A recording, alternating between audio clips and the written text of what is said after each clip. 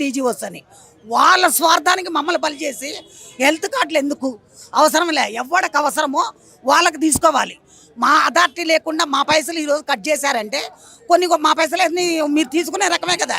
కాబట్టి మా పైసలు మీరు కట్ చేసే హక్కు మీకు లేదు. ఎట్టి పరిస్థితుల్లో మీరు ఈ 3 నెలలు 1.5 కోటి రూపాయలు వసూలు చేసుకున్నారు. మా పైసలు మాకు నేను 150 కోట్లు ఇమ్మీడియట్లీ మాకు పంపించాలి. ఈ 150 కోట్లు మా పైసలు మాకు ఇచ్చేయాలని నేను కోర్టు కూడా ఇచ్చాను. మీరు ఏ డిపార్ట్మెంట్లో చేసేవాళ్ళు? మెడికల్ అండ్ హెల్త్లో చేసి రిటైర్డ్ అయ్యాను. 2020లో రిటైర్డ్ అయ్యాను. నాది ఒక 40 లక్షల బిల్లు ఉంది. అది లేదు సై లేదు. 10% అడిగింది బట్టి విక్రమార్క పెళ్ళాం. నేను పోతే డైరెక్ట్ 10% ఇచ్చిన వాళ్ళు 5%, 8% ఇచ్చిన వాళ్ళకి బిల్లులు పాస్ అవుతున్నాయి. 160 కోట్లు 150 కోట్లు రిలీజ్ అయింది అంటున్నారు. 200, 700 కోట్లు రిలీజ్ అవుతున్నాయి అంటున్నారు. కానీ ఏమి లేదు ఆడ. డబ్బులు రావడానికి మీరే కమిషన్ ఇవ్వాలా? ఇప్పుడు మా డబ్బులు ఇస్తాను సెక్రటరీలో ఏంటనుకుంటున్నా, అక్కడ బ్రోకర్స్ ఉంటారు. ఆఫీసర్లకి మధ్యలో వాళ్ళు కూడా బ్రోకర్లే, వాళ్ళు కూడా ఆఫీసర్లే. అట్లా అనమాట. సార్తో చెప్పాలంటే నువ్వెంత ఇస్తావు, పర్సంటేజ్ ఇస్తే నీకు ఇస్తావు. కాంట్రాక్టర్ మీ డబ్బులు మీకు ఇవ్వడానికి మీ దగ్గర కమిషన్? ఎస్, ఇది మా దగ్గర కమిషన్ తీసుకునే జరుగుతుంది. ప్రజాపాలన ప్రభుత్వం కదా ఇది. ప్రజాపాలన ఎవరు చెప్పారు? ఒక పక్క ఆయన డబ్బంతా లాస్ చేసి తెలంగాణని బుగ్గిపాలు చేశాడని చెప్పాము. 2,000 కోట్లు పెట్టి మళ్ళీ ఇప్పుడు ఎందుకు కట్టాడు? మణిచరణరెడ్డి ఇన్స్టిట్యూట్ పక్కన సీఎం క్యాంప్ ఆఫీస్ ఎందుకు కట్టాడు? తప్పు చేయొద్దు కదా. ఇప్పుడు 2 అదే బరక కదా, బరకలు అందులో పోయినట్టే కదా. ఆయన తప్పు చేశాడని చెప్పిన తర్వాత ఈరోజు రేవంత్ రెడ్డి అక్కడ ఎందుకు పెట్టాడు క్యాంప్ ఆఫీసు? ఎందుకు కట్టాడు? క్యాంప్ ఆఫీసులు కట్టుకోవడానికి కాదు, మిమ్మల్ని సీఎం చేసింది మేము. ఎందుకు ప్రజలకు పరిపాలిస్తావు? కాంగ్రెస్ అంటే రాజశేఖర రెడ్డి లెక్క చేస్తావేమో, ఆరోగ్య కార్డులు అలా చేస్తావేమో, ఆరోగ్యశ్రీ పేదలకు ఉపయోగపడుతుంది అన్నట్టు మేము వేసాం. వేసిన దానికి మా చెప్పుతో మేము కొట్టుకుంటున్నాం. ఇవాళ పైసలు రాక, జీతాలు రాక చాలామంది చచ్చిపోతున్నారు. ఏమన్నా నేను 1వ తారీఖు జీతం ఇస్తున్నా అన్నాడు. 1వ తారీఖు జీతం ఇచ్చేది నీవు కాదు, రాజ్యాంగంలోనే ఉంది. మరి ఎంప్లాయీస్తో పెట్టుకున్నాడు ఎవడు ఇప్పుడు దాకా బాగుపడలా. ఎప్పట్లో ప్రతి ఒక్కళ్ళు కూడా మాకు 1వ తారీఖే జీతాలు వస్తాయి బాగుంది, వాళ్ళకి 1వ తారీఖు జీతం వస్తుంది, మళ్ళీ వాళ్ళకి 31వ తారీఖే వస్తుంది. మంత్రులకి, ఎమ్మెల్యేలకి, 5 సంవత్సరాలు పనిచేసిన వాళ్ళకి, వాళ్ళు అంతకుముందు చేస్తుంటే మళ్ళీ పింఛన్లు వస్తాయి. పింఛను జీతాలు ఇన్ని మీరు ఎలా వాడుతున్నారు? ఏ రాజ్యాంగంలో ఉంది? చెప్పాలి. అది కూడా మేము ఉద్యోగస్తులం, మేము హక్కు ఉంది మాకు, మేము చదువుకున్నాము వచ్చాము కాబట్టి. మరి అలాంటప్పుడు మమ్మల్ని వదిలేసి మీరు ఎలా ఉపయోగపడతారు? మేము లేదా మీరు లేరు. నువ్వు ప్రతి ప్రోగ్రాము ఎవరు అడిగాడు? బిచ్చగాళం చేయమనే నీకెవరు? వాళ్ళు ఏమైనా అడిగారా? నాకు ఆ స్కీమ్ ఈ స్కీమ్ అని చెప్పని అడగలేదు కదా. మాకు 6 డిఏలు పిఆర్సీ 15 ఆగస్టు రోజున అనౌన్స్మెంట్ చేస్తే సరే. లేకపోతే కాంగ్రెస్ మటుకు నేనేం భయపడను. ఇప్పుడు దాకా అన్ని వీడియోలు పెడతానే ఉన్నా. గల్లీకి తిరిగి ఒక్క కౌన్సిలర్ కూడా రాకుండా చేస్తా కాంగ్రెస్లో. అది అరే నేను పెద్ద కొడుకుగా ఉండి మీ సమస్యలని పరిష్కరిస్తా అని చెప్పాడు రేవంత్ రెడ్డి. అరే పెద్ద కొడుక పాడా, పెద్ద కొడుకే. ఆయన కూడా పెద్ద కొడుకు అని చెప్పాడు. ఇంకో హామీ వస్తుంది తెలంగాణ తల్లి అని. ఇట్లాంటి వాళ్ళు వస్తూనే ఉంటారు, ఇలాంటి వాళ్ళు వస్తుంటారే. కానీ రిటైర్డ్ అయ్యాక మీకు చాలా అవసరాలు ఉంటాయి, మీకు హెల్త్ ఇష్యూస్ ఉంటాయి, మీ పిల్లలకు పెళ్ళి ఇలాంటి ఉన్నప్పుడు ప్రభుత్వం ఎందుకు స్పందించట్లేదు? అసలు ఈ సెక్రటరియట్లో ఏం జరుగుతుంది? మీరు ఒక ఆఫీసర్గా ఏం జరుగుతుంది చెప్పండి, ప్రజలకు తెలియాలి. ఏముందమ్మా, ఇప్పుడు ఏంలే. ఇప్పుడు ఎట్లయిపోయారంటే వాళ్ళు చచ్చుబడిపోయారు, యూనియన్ లేవు, ఖాళీ ఆ జేఏసీ అని చెప్పుకున్న టీఎన్జిఓస్ టీజీఓస్ వాళ్ళ సూట్ కేసులు నడుస్తున్నాయి, వాళ్ళ ఆస్తులు పోతున్నాయి. వాళ్ళకి ఏంలే. ఇప్పుడు మమ్మల్ని అడ్డం పెట్టి జేఏసీ వాళ్ళకే నడుస్తుంది తప్ప మీ సమస్యలు ఎవరు పట్టించుకోవట్లేదు. ఒకటి ఇప్పుడు ఇంకొకటి తెలంగాణలో హైటెక్ సిటీలో ఇప్పుడు మాకు గచ్చిబౌలిలో మా ల్యాండ్స్ ఉన్నాయి. 160 ఎకరాలు ఉంది. ఆ 160 ఎకరాల గురించి ఇప్పుడు పాకులాడుతున్నారు. మెయిన్ దానికి టీఎన్జిఓస్ మమ్మల్ని అందరిని అడ్డం పెట్టి జేఏసీ అని డ్రామా వేస్తున్నారు. అందుకని ఏమిలే. అది రూల్ ప్రకారం హైదరాబాద్లో ఉన్న వాళ్ళకే రావాలి. కానీ మారం జగదీష్ కంటే ముందున్న ఆయన వరంగల్, హనుమకొండ వాళ్ళకి ఇచ్చి విల్లాలు కట్టుకున్నారు. అక్కడ హైదరాబాద్ వాళ్ళకి ఏమి లేవు. ఆ డబ్బులు వసూలు చేసి లక్షలు.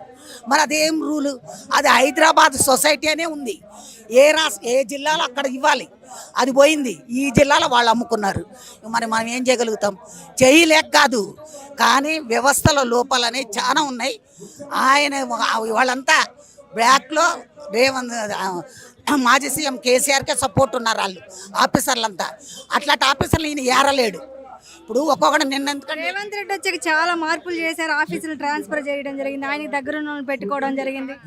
చేశారు. ఎందుకండి నిన్న నరేంద్ర కుమార్ మొన్న 31కి రిటైర్డ్ అయ్యాడు మా డిఎంఈ ఎడ్యుకేషన్కి. ఆయన తీసుకెళ్ళి టీమ్స్కి వేసారు.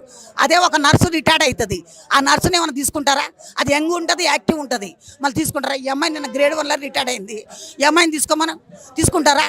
అదే అంటే ఆ నరేంద్ర కుమార్ వీడికి సూట్ కేసు ఇవ్వగలుగుతాడు కాబట్టి పెట్టుకున్నారు. ఇది ఇలాంటి లోపాలు చాలా ఉన్నాయి. మన సిఎస్ శాంతకుమారికి ఎందుకు? శాంతకుమారి మీద ఇన్ని ఎలిగేషన్స్ ఉన్నాయి. మొత్తం భూకుంభకాలంతా చేసింది కదా అక్కడని, ఎక్కడ మొత్తం. అలాంటప్పుడు ఆ పటం చెరువు దగ్గర ఆమె అలాంటప్పుడు ఆమె మీద అన్ని ఎలిగేషన్స్ ఉంటే ఆమెను ఎందుకు పెట్టుకున్నట్టు? రిటైర్డ్ అయిపోయింది కదా, పింఛన్ వస్తుంది కదా 2 లక్షలు, మరి ఆగి ఉండొచ్చు కదా, మళ్ళీ ఎందుకు పెట్టుకున్నాడు? అంతకన్నా సలహాలు లేరా? అంటే దీన్ని బట్టి ఆంధ్ర వాళ్ళే ఆయనకి సలహాదారులుగా పనికొస్తారు, తెలంగాణ వాళ్ళు పనికిరారు. పోరాటాలు తెచ్చుకున్న తెలంగాణలో ఇంకా ఆంధ్ర వాళ్ళ పెత్తనం జరుగుతుందా? 100%. అది ఒకటి, రెడ్డి పాలన ఒకటి. ప్రతి దగ్గర ప్రతి డిపార్ట్మెంట్లో రెడ్డిలే ఫస్ట్, మిగిలినాడు ఎవరు లేడు. అదర్స్కి అసలు బీసీలకి అయితే తీసిట పడేసినారు అంతే. వాళ్ళ బీసీ ఉద్యమం అంటాడు ప్రతి ఒక్కడు. బీసీ లేదు, పీసీ లేదు, ఇంకేడుంది బీసీ. ఇట్లా ఉంది. భారీ స్టేట్మెంట్ ఇస్తున్నారు. మరి ఎమ్మెల్యేగా నిలబడ్డాను రా మొన్న 2023లో ఇద్దరు సీఎంల మీద ఎమ్మెల్యేగా నిలబడ్డా కామారెడ్డిలో. మరి రేవంత్ రెడ్డి కేసీఆర్ ఇద్దరి మీద, కేసీఆర్ మీద ఉన్న కోపంతో అట్లా ఏం లాభం? ఇప్పుడు ఎట్లా దాదాపు మీకు చాలా మంది ఉన్నారు తెలంగాణ రావాల్సిన పెన్షన్లు, వాళ్ళ పరిస్థితి ఏంది? ఎలా కొట్లాడబోతున్నారు ముందు ముందు? ఏం చేస్తామండి, అది ఏమి లేక కోర్టుకి జిల్లాకు 10-15 మంది లెక్కన కోర్టుకి వేస్తే పంజాబ్లో ఇచ్చినట్టు ఇస్తారు. కోర్టుకేసి ఒక కోర్టుకి రప్పించాలి. ఈ రోజు ఇందిరా పార్క్ ధర్నాలో కూడా కొంతమందికి పర్మిషన్ ఇచ్చారు, ఈ టైం బాండ్ పెట్టారంటే వాస్తవేనా? అంతేనండి, అది 100%. ఎందుకంటే ఆ పోలీసు కూడా ఆంధ్రోడేగా, వాళ్ళ డీజీపీ. ఇప్పుడు ఇంత దాకెందుకు, వాళ్ళ ఆంధ్రోళ్ళే. మరి ఆ పట్టకపోతే ఏవో బాధపడతాడు చెప్పండి? ఉద్యోగరీత్యా ఉండొచ్చు క్యాడర్లా, కొన్ని క్యాడర్లు అక్కడ పంపించినా కానీ మళ్ళీ ఇక్కడ పెట్టుకున్నాడు ఈయన. అట్లా కూడా ఉన్నారు కదా వాళ్ళు. తెలంగాణ వచ్చాక కూడా ఆంధ్ర పెత్తనం ఏంటి? అరే తెలంగాణలో చచ్చుబడిపోయాంగా మేమంతా ఉద్యమం పడి రాళ్ళు తీసుకొని దాన్ని ఉంటే ఈ పరిస్థితి ఉండేది కాదు. అలా చేయలేకపోయాం కదా, ఏ పడిపోయామని ఉండే. అది లేదు, పౌరుషం ఖాళీ మనకి. అప్పుడేం చూపెట్టాడు ఆయన కేసీఆర్? ఆంధ్రాలో తీసుకున్నారు అన్నాడు. దోసుకునేదిలా తీసుకున్నదిలే అంత. ఆయన ఉన్నప్పుడు కూడా కాంట్రాక్ట్లు ఆంధ్రాలకే ఇచ్చాడు. ఇప్పుడు ఇదే పరిస్థితి. ఇక ఏం మార్పేంలే, వాళ్ళు మారారు. జెడ్పీ చైర్మన్ దగ్గర నుంచి సీఎం రేంజ్కి వచ్చాడు రేవంత్ రెడ్డి. టాలెంట్ ఉంది, వచ్చాడు కాదనట్లా. కానీ ఎక్కడ తప్పు జరుగుతుందో చూపెడితే కూడా ఎందుకు చూపెట్టలేకపోతున్నారు?